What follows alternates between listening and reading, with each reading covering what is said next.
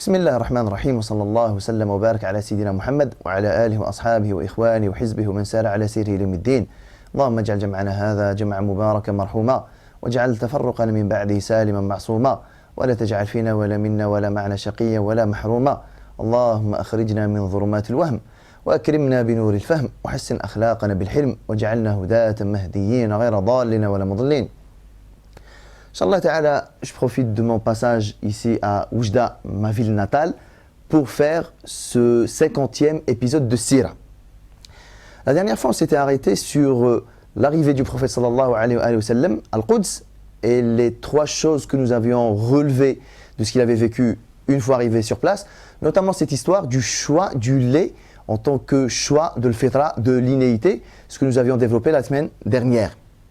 Aujourd'hui, nous entamons la deuxième partie du voyage du prophète sallallahu alayhi wa sallam, la partie céleste en quelque sorte, celle qui a consisté en son ascension à travers les 7 cieux alayhi salatu wassalam. Alors déjà, quand il était à Al-Quds, on avait dit que le Nabi sallallahu alayhi wa sallam a présidé la prière et tous les prophètes ont prié derrière lui alayhi salatu wassalam. Et que ça, c'était déjà d'une très grande symbolique. On entend, nous les musulmans, on le sait, c'est connu de tous, que le Nabi sallallahu alayhi wa sallam, c'est l'imam de tous les prophètes, de tous les messagers, c'est leur guide, c'est celui derrière lequel tous les prophètes viendront yawm al-qiyamah. Donc ça, on le sait, de façon, en quelque sorte, j'ai envie de dire, théorique. Sauf que cet imama-là, cette présidence-là, le fait qu'il soit le chef de file de tous les prophètes, ici, le jour-là, ça a pris une forme concrète, ça a pris une forme physique et observable à travers justement cette prière que le Nabi sallallahu alayhi wa sallam a présidée. Comme il dit d'ailleurs lui-même alayhi salatu wassalam, en parlant de la prière telle qu'elle, innama ju'ila al-imamu liyu'tamma bihi. L'imam n'a été mis comme imam que pour qu'il soit pris pour exemple, pris pour modèle, pris comme source d'imitation. Alors si tel est le cas de l'imam normal de la prière, chez nous à la mosquée, Nabi sallallahu alayhi wa sallam, en jouant ce rôle et en étant dans cette posture d'imam et les prophètes y prient derrière lui, ça a toute cette grande symbolique. Rappelons juste une chose, Nabi sallallahu alayhi wa sallam, ça fait pas longtemps qu'il sort de cet échec entre guillemets, de cet non-accomplissement de sa mission lors de la sortie à Taïf. Donc le mauvais accueil qu'il a obtenu, alayhi salatu wassalam, la manière toute négative avec laquelle il a été accueilli, le dénigrement, le rabaissement, il a même été chassé à coups de pierre. Là, le Nabi sallallahu alayhi wa sallam, c'est comme si le message que Allah Ta'ala voulait lui transmettre, il y a des hommes qui te détestent et qui te détesteront, il y a des gens qui te rabaisseront, il y a des gens qui t'insulteront, il y a des gens qui se moqueront de toi, mais rassure-toi, il y a des gens qui te respecteront. Il y a des gens qui te prendront pour modèle et pas n'importe qui. Les prophètes, qui sont les meilleures créatures auprès d'Allah subhanahu wa ta'ala, ces créatures-là, ces prophètes-là, sauront reconnaître ta vraie valeur. Donc pour le Nabi sallallahu alayhi wa sallam, c'est très valorisant et ça augmente, c'est très honorant pour le Nabi sallallahu alayhi wa sallam. Alors ça, c'était dans la partie terrestre. Et ça va continuer à travers son ascension alayhi salatu wassalam. Vous savez que le Nabi alayhi salatu wassalam, lorsqu'il a entamé son ascension, à chaque ciel, parmi les 7, il a rencontré un et ou 2 prophètes différents. À chaque ciel. Donc il arrive au premier ciel, c'est connu, il a rencontré Sidna Adam alayhi salam, ensuite Sidna Isa et Sidna Yahya, ensuite Sidna Idris, ensuite Sidna Yusuf, ensuite Sidna Haroun, ensuite Sidna Moussa et ensuite Sidna Ibrahim alayhi salam. Réellement, la rencontre était réelle. Et à chaque fois qu'ils arrivaient, lui et Sidna Jibril alayhi salam, à un ciel, ils sollicitaient la permission de pénétrer et de rentrer. Et quand on lui disait qui est-ce, Sidna Jibril alayhi salam, il se présentait avec le Nabi sallallahu alayhi wa sallam, on leur ouvrit la porte et ils rentrent tous les deux. Et à chaque fois le Nabi sallallahu alayhi wa sallam, il voit la personne ici présente, Adam, Isa, Yahya alayhi salam, à chaque fois il demande à Jibril alayhi salam, qui est-ce? Et il lui dit par exemple, c'est Adam alayhi salam. Et à chaque fois, regardez la manière avec laquelle il a été reçu et accueilli sallallahu alayhi wa sallam. Par exemple, au premier ciel, lorsqu'il a rencontré Sidna Adam alayhi salam, dès qu'il a vu le Nabi sallallahu alayhi wa sallam, il lui a dit marhaban bil ibn salih, marhaban bin nabi salih. Bienvenue à toi, très cher fils pieux, marhaban à toi, bienvenue à toi, très cher prophète pieux. Alors, connectez toujours ça et ça. Connectez l'accueil dont il a bénéficié à Taïf et connectez l'accueil là.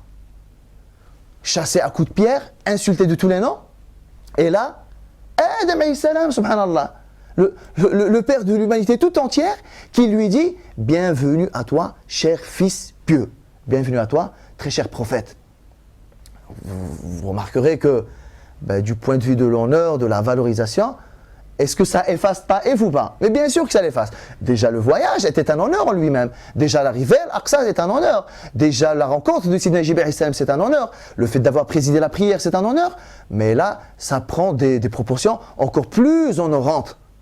Adam alayhi salam carrément, qu'il lui souhaite la bienvenue et qu'il le considère et qu'il lui dit, regardez, il y a de l'affection même. Marhaban bil ibn salih. Ensuite, le deuxième ciel, on rencontre Sidna Isa, Sidna Yahya alayhi salam. Pareil, qu'est-ce qu'ils lui disent ici? Ils ne vont pas lui dire marhaban bil ibn salih, bienvenue à toi, cher fils.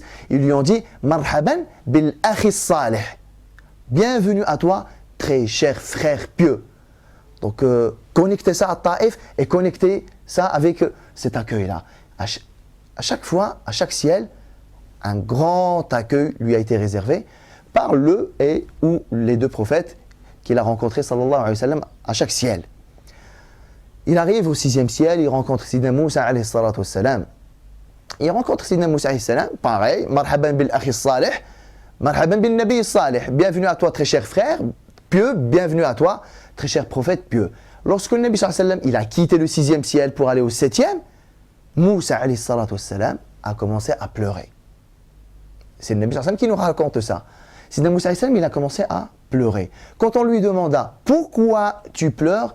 il a dit « Je vois de mes propres yeux un jeune homme, en parlant du prophète sallallahu alayhi wa sallam, qui est venu après moi.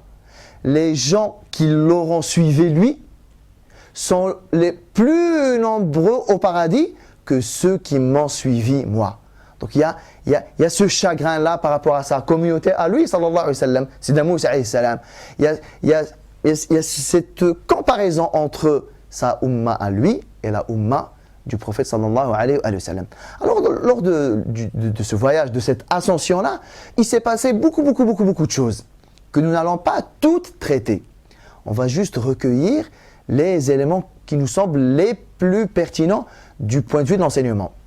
Par exemple, quand le Nabi sallallahu alayhi wa sallam, il est arrivé presque au terme de son voyage, Allah Ta'ala, il lui a fait voir les gens de l'enfer, leurs supplices, chaque catégorie de personnes qui étaient en train de se faire châtier, pourquoi elle était en train de se faire châtier, etc. Bon, ça, alhamdoulilah, il n'y a pas de souci, je vous renvoie à toutes les narrations relatives à ça. Moi, aujourd'hui, j'aimerais qu'on s'arrête sur 2-3 choses de grande portée. Alors, le Nabi sallallahu alayhi wa sallam, il arrive au 7e ciel, il rencontre Sidna Ibrahim alayhi salam. Quand il leur demande qui est-ce, on lui dit c'est ton père Ibrahim. Ibrahim alayhi salam, il regarde le Nabi sallallahu alayhi wa sallam, il lui dit pareil, marhaban bil ibn salih, bienvenue à toi, très cher fils pieux, bienvenue à toi, très cher prophète. Regardez, le premier ciel et le dernier ciel, il y a cette paternité en quelque sorte. Sidna Adam alayhi salam, c'est la paternité humaine carrément.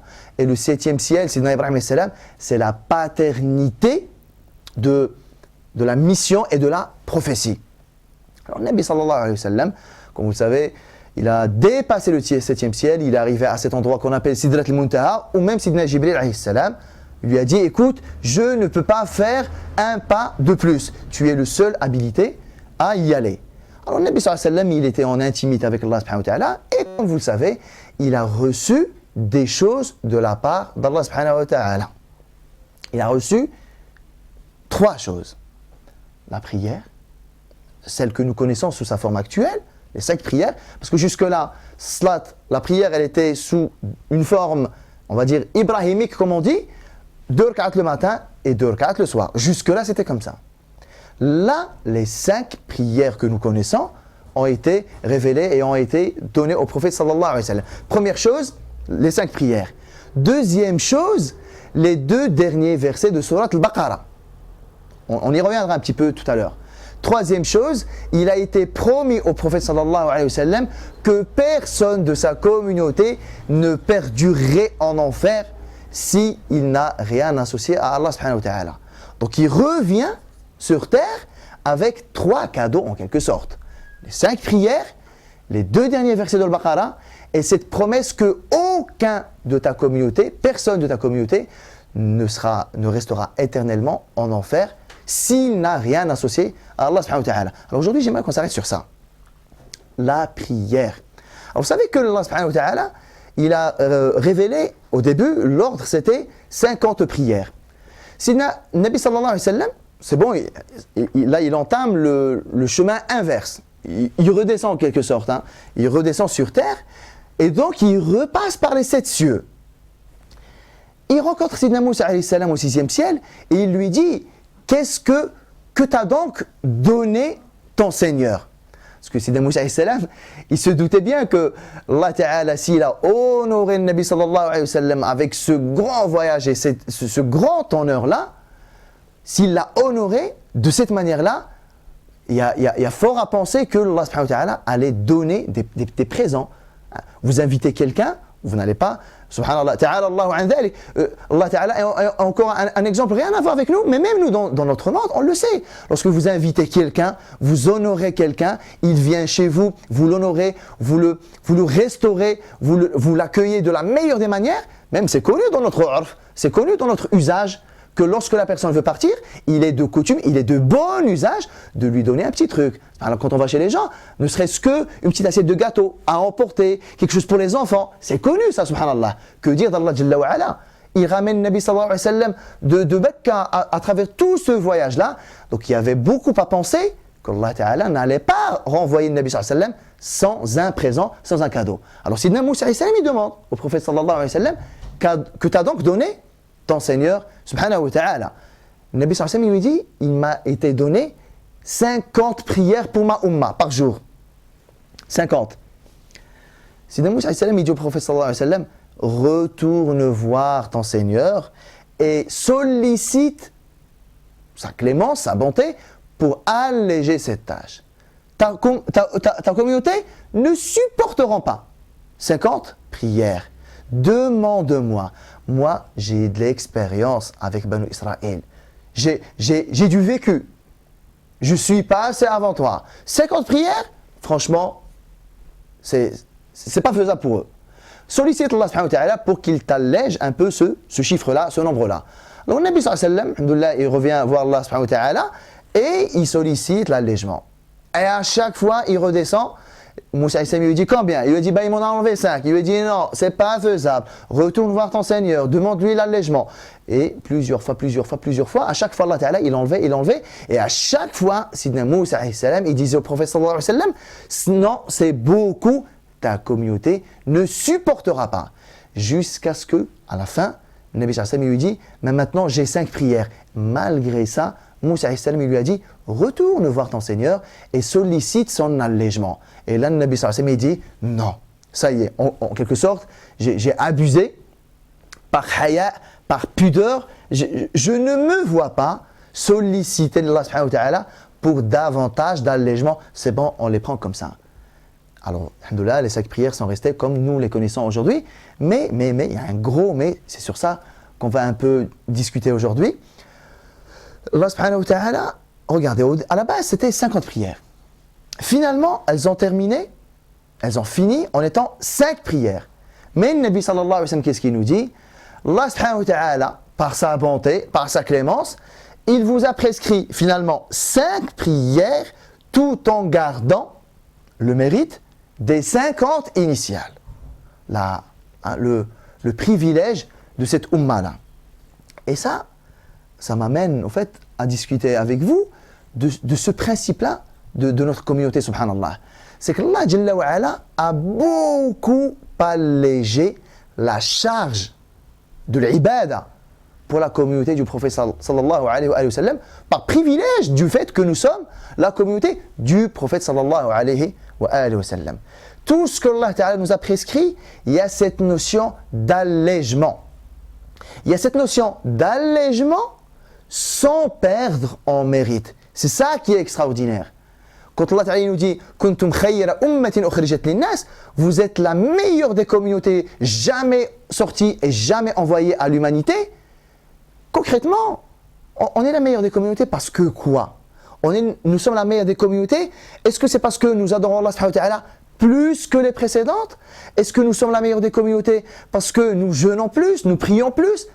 Par quoi nous sommes la meilleure des communautés? Déjà parce que nous sommes la communauté du meilleur des prophètes sallallahu alayhi wa sallam.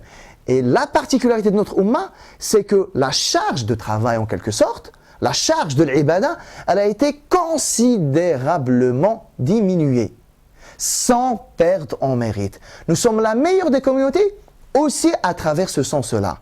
Nous sommes la communauté qui en fait peut-être le moins et qui est récompensé le plus. D'ailleurs, vous savez que les Sahaba radiallahu anhum, une fois ils sont venus voir le Nabi sallallahu alayhi wa sallam, ils lui ont dit, Allah Ta'ala il dit, Kuntum khayra ummatin ukhrijat linnas, vous êtes la meilleure des communautés jamais sortie, jamais envoyée à l'humanité. Non mais concrètement, le Nabi sallallahu alayhi wa sallam il a dit dans un hadith que l'âge moyen de ma ummah se situe entre 60 et 70 ans. Amar ummati bin sittin wa sab'in. Alors les Sahaba ils ont fait une espèce de calcul. Ils ont dit au prophète sallallahu alayhi wa sallam, mais attends, tu nous as dit que notre âge moyen, nous les musulmans, pas individuellement, il y a des musulmans qui vivent beaucoup plus longtemps, mais l'âge moyen collectif de l'Ummah, entre 60 et 70 ans. Mais attends, ya Rasulallah, comment ça se fait? Allah Ta'ala, il dit que nous sommes la meilleure des communautés. Pourtant, nous sommes la communauté qui vit le moins. Parce que vous savez, les communautés précédentes, ça vivait 200 ans, 300 ans, 1000 ans. Donc ici, le raisonnement de Sahaba il était assez arithmétique. Nous sommes la meilleure des communautés, pourtant nous sommes la communauté qui vit le moins. Donc, qui prie le moins.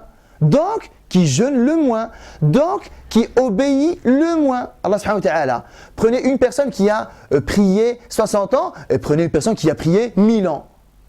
Donc, comment on peut être la meilleure des communautés en étant celle qui obéit et qui agit le moins, ne serait-ce que par notre âge moyen qui est beaucoup plus petit que celui des nations précédentes. Le Nabi sallallahu alayhi wa sallam, qu'est-ce qu'il leur a répondu? C'est vrai, vous regardez bien. Prenez Sidna Nuh alayhi salam, prenez les peuples d'avant, 200, 300 ans. Franchement, les gens pieux des nations précédentes, ils ont fait beaucoup de choses, beaucoup plus de choses que nous. Alors le Nabi sallallahu alayhi wa sallam, qu'est-ce qu'il répond aux Sahaba radiallahu anhum? Et c'est là où il nous donne en fait cette espèce de caractéristique de cette umma-là. Rassurez-vous, il n'y a pas d'incohérence et il n'y a pas de contradiction. Vous êtes en effet la meilleure des communautés et vous êtes en effet celle qui vit le moins, mais vous êtes quand même la meilleure des communautés. Comment? Parce que Allah subhanahu wa ta'ala vous a accordé une caractéristique qu'il n'a jamais accordée à une nation avant vous. Laquelle? Vous faites tout petit et Allah ta'ala il multiplie énormément. Et le Nabi sallallahu alayhi wa sallam il a récité le verset où Allah Ta'ala dit, en parlant de Laylat al-Qadr, Khayrun min alfi shahr. Et c'est là on comprend un peu où est-ce que le Nabi sallallahu alayhi wa sallam il voulait en venir. Laylat al-Qadr, si vous prenez juste Laylat al-Qadr, rien que ça, Allah Ta'ala il dit, elle est meilleure que 1000 mois. 1000 mois c'est 83 ans et 4 mois. Vous vous rendez compte? Ça veut dire si Allah Ta'ala il vous accorde une Laylat al-Qadr, c'est 83 ans. Allah Ta'ala vous accorde 10 Laylat al-Qadr, nous sommes déjà à 830 ans. Donc presque vous rattrapez l'âge du peuple de Sidna Nuh alayhi salatu wassalam. Donc on voit cette particularité-là. Nous sommes une umma à qui Allah Ta'ala a demandé peu, mais à qui il a promis beaucoup. Vous faites des petits efforts et Allah Ta'ala il les multiplie. Vous faites un effort, Allah Ta'ala il en fait 10. C'est connu dans le hadith Qudsi. Allah subhanahu wa ta'ala, qu'est-ce qu'il dit? Lorsque mon serviteur il fait un pas, j'en fais 10. Donc on voit que nous sommes une communauté qui est quand même privilégiée dans ce sens-là. Et Allah subhanahu wa ta'ala, toujours dans cette continuité de la prière, la prière en tant que telle, nous y reviendrons inchallah ta'ala la prochaine fois. Mais aujourd'hui, j'aimerais qu'on reste sur cette notion-là. Nous sommes la communauté vis-à-vis de laquelle Allah subhanahu wa ta'ala a accordé le maximum d'allègement. Allah ta'ala a construit cette religion de la façon la plus aisée, la plus simple, la plus facile d'accès. Regardez même de ce qu'a reçu le Nabi sallallahu alayhi wa sallam. Il a reçu les 2 derniers versets de Surat al-Baqarah. Mais lorsqu'on lit un peu de près ces 2 derniers versets, qu'est-ce que nous y retrouvons? Nous y retrouvons La yukallifu Allahu nafsan illa wus'aha. Allah Ta'ala ne demande, n'exige d'une âme que ce qu'elle est capable de réaliser. Ça, c'est un message fort. Ça veut dire tout ce que Allah Ta'ala nous a prescrit. Salat, le hijab, tout ce que vous voulez. Tout ce que Allah Ta'ala nous a prescrit, il ne nous l'a prescrit que parce qu'il savait que c'était faisable, que parce qu'il savait que c'était accessible. Allah Ta'ala ne fait supporter à une âme une charge dont elle n'est pas capable. Donc tout ce que Allah Ta'ala nous a demandé, nous en sommes capables. Donc on apprend ça dans ces derniers versets de Surat al-Baqarah qui vont un peu dans le sens de l'allègement, le sens de les prières qui étaient 50 et qui sont devenues uniquement 5 prières. Qu'est-ce que nous y retrouvons dans cette fin de Surat al-Baqarah? Nous y retrouvons carrément un enseignement divin. Allah subhanahu wa ta'ala nous enseigne quoi lui demander. Rabbana la tu'akhidna in nasina ou akhta'na. Ya Allah, ne tiens pas compte de ce que nous avons accompli sous l'effet de l'erreur et sous l'effet de l'ignorance. C'est pas génial ça, subhanallah. Allah Ta'ala vous demande d'agir tout en vous disant mais je ne vais pas tenir compte de ce que vous avez accompli par erreur et de ce que vous avez accompli par ignorance. C'est génial ou pas? Bien sûr que c'est génial. C'est motivant ou pas? Bien sûr que c'est motivant. Tout ce qu'on te demande, tu en es capable. Donc fais-le. Et tout ce que tu vas faire, ne sois pas sous tension et ne sois pas sous pression. De toute façon, ce que tu feras sous l'effet de l'erreur ne sera pas retenu contre toi. Tout ce que tu feras sous l'effet de l'ignorance ne sera pas retenu contre toi. C'est extrêmement motivant et c'est soulageant, subhanallah. Qu'est-ce que nous y apprenons aussi? Rabbana, la tu'akhidhna in nasina wa akhta'na, Rabbana, wa la tahmil alayna isran kama hamaltu ala alladhina min qablina. Ya Allah, ne nous fais pas porter une charge comme tu l'as fait porter à ceux qui nous ont précédés. C'est sur ça que je voulais qu'on revienne aujourd'hui et qu'on fasse ressortir. C'est que notre Ummah, Allah Ta'ala, il lui a accordé ce privilège-là. Aucune charge ne nous a été demandée qui ne soit pas allégée par rapport aux nations précédentes. Il suffit même de parcourir le Coran et de voir ce que Allah subhanahu wa ta'ala il a exigé de chez Banu Israël pour qu'on se rende compte, subhanallah, de l'écart énorme et de la simplicité et de la facilité d'accès qu'Allah Ta'ala a accordé à cette Ummah-là par rapport aux nations précédentes. Donc Allah Ta'ala, il nous demande carrément, il nous enseigne, il nous apprend à faire dua là. Ne nous fais pas porter une charge lourde comme tu l'as fait porter aux nations qui nous ont précédés. Rabbana, wa la tuhammilna ma la taqata lana bih. Ya Allah, ne nous fais pas supporter ce dont on n'a aucune capacité d'action pour le réaliser. Mais c'est exceptionnel. Mais le musulman, subhanallah, quand il voit ça, que tout ce que Allah Ta'ala nous a demandé, à la base, il est extrêmement allégé par rapport aux nations précédentes. Lorsque le musulman il sait que tout ce que Allah Ta'ala lui a demandé, il fait partie de ce dont il est capable. Lorsque le musulman il sait que tout ce que Allah subhanahu wa ta'ala lui a demandé, il lui a demandé sans qu'il lui mette cette pression-là de l'erreur. Hein, on en a parlé récemment sur Autour de l'Ihsan, sur Autour du livre, ce culte de la perfection, etc. Non, l'erreur, elle est là. D'ailleurs, même Allah Ta'ala ne relève pas nos manquements dus à l'erreur. Donc lorsque le musulman il sait ça, wow, subhanallah, ça le soulage et ça le libère de cette tension et de cette pression-là. Lorsque le musulman, il sait que carrément, Allah Ta'ala, il lui dit, « Oh mon serviteur, voilà dua que j'aimerais que tu me demandes. » Demande-moi quoi? Demande-moi que je ne te fasse pas supporter ce dont tu n'es pas capable. Demande-moi que je ne te fasse pas supporter ce que j'ai fait supporter au peuple d'avant. Et dua, subhanallah, la fin de Surat al-Baqarah, elle est magnifique. D'ailleurs, ce sont 2 versets qui sont très puissants. Rabbana, wa la tahmil alayna isran kama hamaltu ala alladhina min qablina. Rabbana, wa la tuhammilna ma la taqata lana bih. Wa'fu anna, waghfir lana, warhamna. Anta mawlana. Alors le musulman il est apaisé et il voit d'un nouveau regard et il voit d'un autre œil les prescriptions juridiques. Loin derrière nous cette idée que l'islam c'est contraignant, c'est beaucoup d'interdits, c'est beaucoup d'obligations. C'est très relatif par rapport aux nations d'avant. Franchement, jetez un œil sur le fiqh, jetez un œil sur les prescriptions juridiques de Banu Israël, vous allez être super content d'être des musulmans. Quand vous allez voir la charge qui était extrêmement allégée, sans pour autant le mérite ne diminue. C'est ça qui est exceptionnel. La charge a diminué, mais pas le mérite. Al-hasanatu bi'ashri amthaliha ila 700 dhaf. Il nous dit le Nabi sallallahu alayhi wa sallam. La hasana, elle équivaut à 10 bonnes œuvres, jusqu'à 700 multiples. Vous vous rendez compte?